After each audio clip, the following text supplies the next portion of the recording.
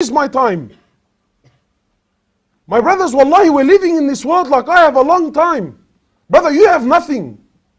Your asl is death.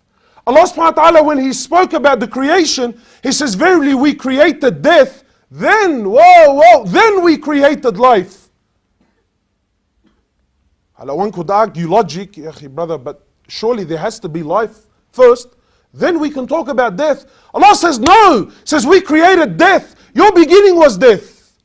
Then we gave you life. And your life was only for a very short time. Iyam, ma'dudat, counted days. In fact, Allah subhanahu wa ta'ala, a very interesting conversation. Allah subhanahu wa ta'ala, He speaks to those people. Allah subhanahu wa ta'ala, in Quran, Allah subhanahu wa ta'ala speaks to those people who when they stand before Him, Allah subhanahu wa ta'ala asks, and how long did you live on dunya? How long? How long did you roam the streets for? 50 years? 60 years? Ya akhi, you lived to see 100? They said, Yawman aw ba'da yawm.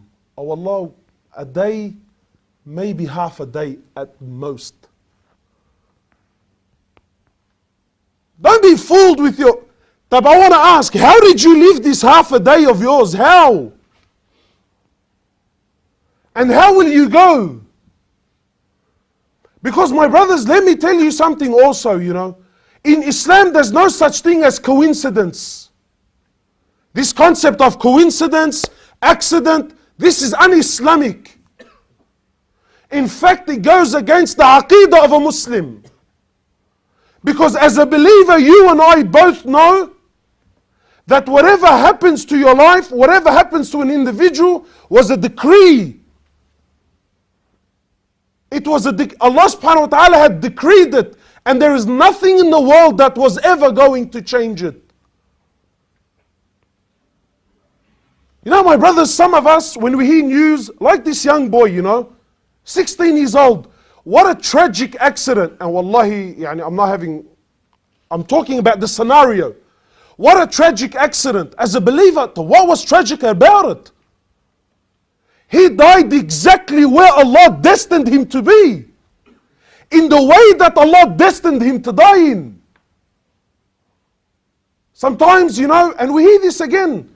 Many brothers in the area, and unfortunately this has become a common thing. Wallah, someone got shot the other night. But it was an accident.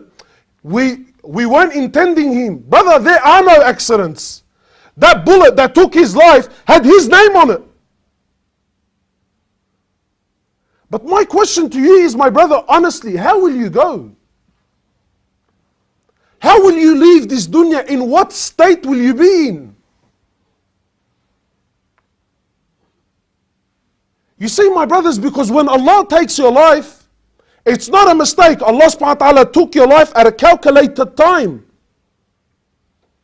But the question now here for you and I is, how will I go? How many brothers have left without salah in their life? How many brothers have left with no Quran in their lives? How many? It's becoming more and more apparent. You know what, my brothers, I want to share something with you. Wallahi, this is very deep, so please give me your hearts. One of the scholars, he's speaking and he's mentioning something that I found extremely interesting. And he poses this, so think with me. He says, Allah subhanahu wa ta'ala, the King, the Malik, the creator of the seven heavens and the earth, Allah subhanahu wa ta'ala claims that He is the greatest, yes or no? Of course, subhanahu wa ta'ala, and He is. And He claims to be the most forgiving, the most loving, the most just, yes or no? Of course, subhanahu wa ta'ala claims, and we've accepted those claims and we believe those claims. So now the scholar is asking, and please look how deep this is. So now the scholar says, well, okay, fine. If Allah subhanahu wa ta'ala, the King, the most loving, the most forgiving, the most compassionate, the most just, why does Allah, when a kafir, when a disbeliever, when a non-Muslim, whatever you like, when a kafir who denies Allah subhanahu wa ta'ala, why does Allah cast this person into hellfire for eternity? Really, if we're going to think with logic and reason, the man disbelieved in you, oh Allah, for 60 years. Let's say he died at 60. But Allah throw him in hellfire for 60 years. Fine. The punishment, his crime was so great. Double his punishment. Give him 120. But why are you casting him into hellfire for eternity?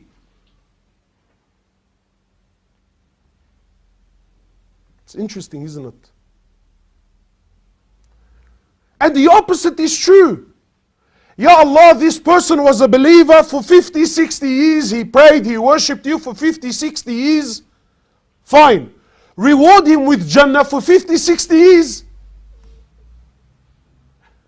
Double it. Give him 100 years of Jannah for his 50 years of living and ibadah. But oh Allah, why are you giving him eternal Jannah? So the scholar makes an interesting point. And wallahi, for those who have hearts will understand that these words are very, very heavy. He says, because when Allah took the life of the kafir, He took it at such a moment in his life that had this person lived for eternity, he was going to always live on kufr.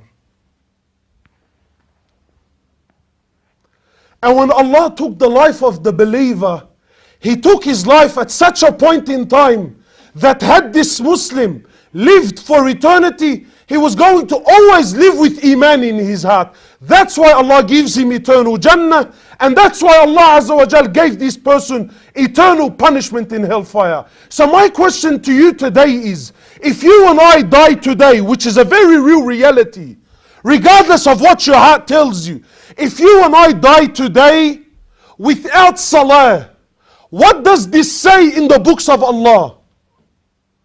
You know what that says, my brother? That had you lived for eternity, you were never going to pray. And that if you died without Quran in your life, if you and I died today without Quran in my life, you know what that means? It means you were never going to read Quran. So don't kid yourself. And wallahi, my brothers, again, we need to come back. How am I living my life? Where am I going with my life? And how will I live? And when Allah subhanahu wa ta'ala takes my soul, in what condition will it be in? What condition will it be in? Is it a soul that Allah is pleased with? Is it a soul that the angels are pleased with? Or am I going to be a soul that Allah subhanahu wa ta'ala is displeased with? Ask yourself these things, my brothers. Wallahi. And honestly, for your sake, for your deen, for your iman, wallahi, I beg you, you know what? I challenge you, how's this? I challenge you to go to the cemetery and just walk. Walk and read these tombstones. Walk and read their ages. Walk and read their dates. What has made us